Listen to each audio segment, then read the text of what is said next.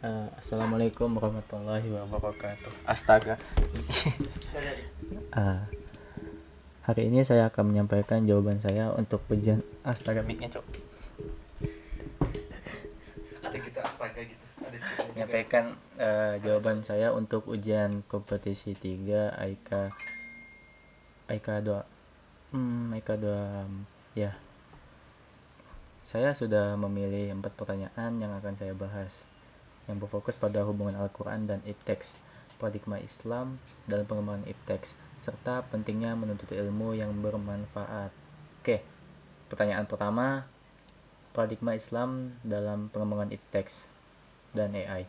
Oke, pertanyaan pertama adalah bagaimana seharusnya umat Islam menyampaikan perkembangan teknologi seperti AI agar tidak bertentangan dengan akidah dan syariah Islam. Oke, menurut modul yang saya baca, Islam memandang agama sebagai dasar dan pengatur kehidupan. Akidah Islam menjadi dasar dari segala ilmu pengetahuan, termasuk ipteks. Ini berarti apapun teknologi yang kita kembangkan, termasuk AI, harus sejalan dengan Al-Quran dan hadis.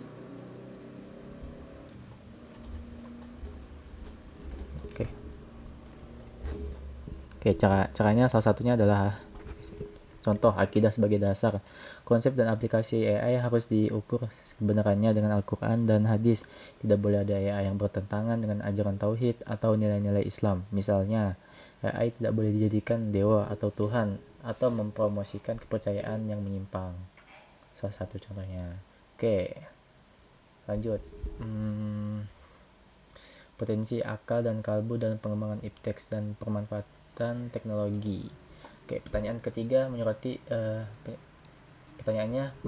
penggunaan teknologi untuk hiburan semata oleh anak muda dan bagaimana pandangan Islam tentang potensi akal dan kalbu dalam pengembangan ipteks serta solusinya. Islam memberikan manusia potensi akal dan kalbu, yaitu hati. Akal berfungsi untuk berpikir, menyelidiki dan memahami fenomena alam, sementara hati, jiwa berkaitan dengan emosi dan akal yang mendorong manusia untuk merenung dan memahami dirinya sendiri. Al-Quran memotivasi manusia untuk menggunakan akal pikiran mereka.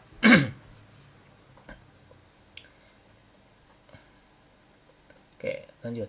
Al-Quran dan pengembangan ilmu pengetahuan teknologi. Pertanyaan keempat membahas tentang bagaimana Al-Quran justru mendorong pengembangan ilmu, pengetahuan, dan teknologi meskipun ada anggapan sains dan agama bertentangan. Al-Quran sangat menghormati pengetahuan dan mendorong manusia untuk berpikir, merenung, serta memperhatikan segala hal yang ciptaan Allah. Salah satu contohnya ada di Quran Surah Al-Baqarah ayat 164. Oke, kita lanjut pertanyaan ketujuh. Pertanyaannya perbedaan antara menuntut ilmu untuk dunia semata dan menuntut ilmu karena Allah Subhanahu wa taala serta dampaknya dalam Islam. Menuntut ilmu adalah kewajiban bagi setiap muslim. Perbedaan mendasarnya terletak pada niatnya.